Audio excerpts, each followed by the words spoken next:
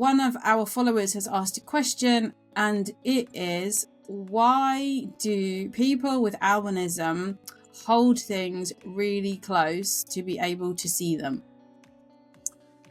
So there's a couple of potential answers for that. So very broadly, people with reduced vision, obviously if you hold things closer, it gets relatively bigger, and therefore you're more likely to be able to see it. It's simply as simple as an elephant a mile away is much harder to see than an elephant right up here. It's literally that, just increasing the visual angle, as we call it. That's number one.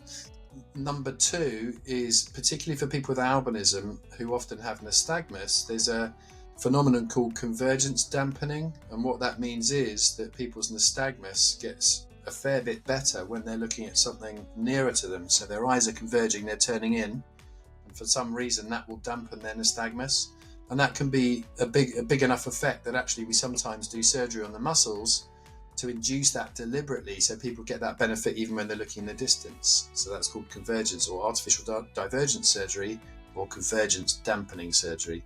So those are the two reasons I think probably most people with albinism and nystagmus will hold things really close, simply to make it bigger, and secondly because for quite a lot of people it actually dampens the nystagmus and makes things easier to read. And again, that's a subconscious thing that you're not aware that happens. Your brain just does it because it does. Yeah, absolutely. And sometimes when I see young kids with visual problems or not visual problems in eye clinics, I would say probably 90% of parents say they sit really close to the TV. Does that mean they're short-sighted? And for most, to be completely honest, it just means they're sat really close to the TV because they're kids and that's what they do.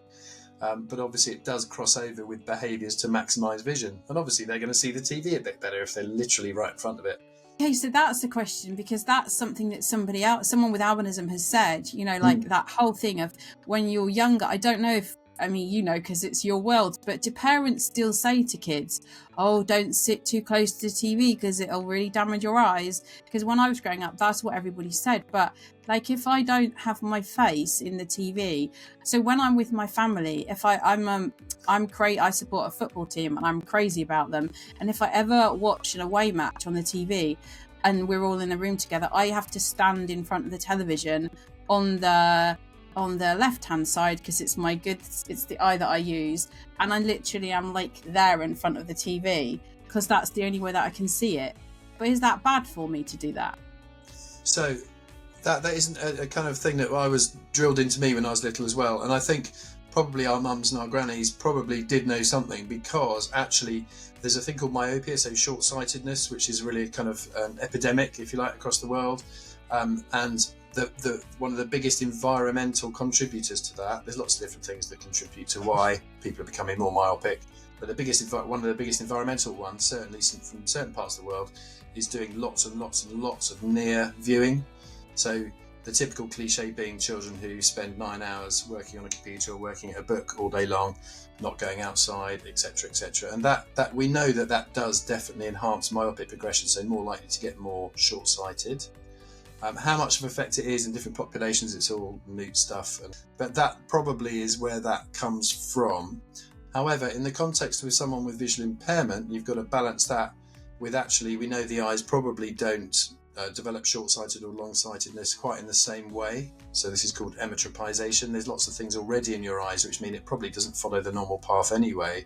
So how much of an impact lots of near viewing would have is really hard to know. The other thing is, most of that, to be honest, is super sensitive in your sort of early teens, maybe sub-10, early teens, possibly even early 20s. Beyond that, it's hard to imagine it's going to make a lot of difference, because your eye doesn't actually change shape after that anyway, or not through normal growth. So in reality, it depends on how old you are and what other things you're thinking about. But you asked if lots of parents ask me that. They do a bit, but I think what parents have moved to now is 3 hours, 4 hours, 5 hours, 10 hours on an iPad or an iPhone each day. Is that bad? So it's a kind of modern update to that same question, isn't it, really? Yeah, so the answer too, so if you're a parent and you've got a child with albinism and they're sitting there with their iPad like really close to their face, yep, what would you say to them? I would say they should discourage them from too much iPad work or playing around on their phone, but only to the same level as they discourage a child without nystagmus or albinism. I think that's a pragmatic way of thinking about it, to be honest. It's the amount of time rather than the closeness. Yes, so the amount of time. Yes, so if they're holding it here or they're holding it, a foot away, and they're doing it for 20 minutes every couple of days, I cannot believe that's going to make a huge amount of difference, to be honest. If they're doing it for 8 hours a day, then yeah, it might make a difference.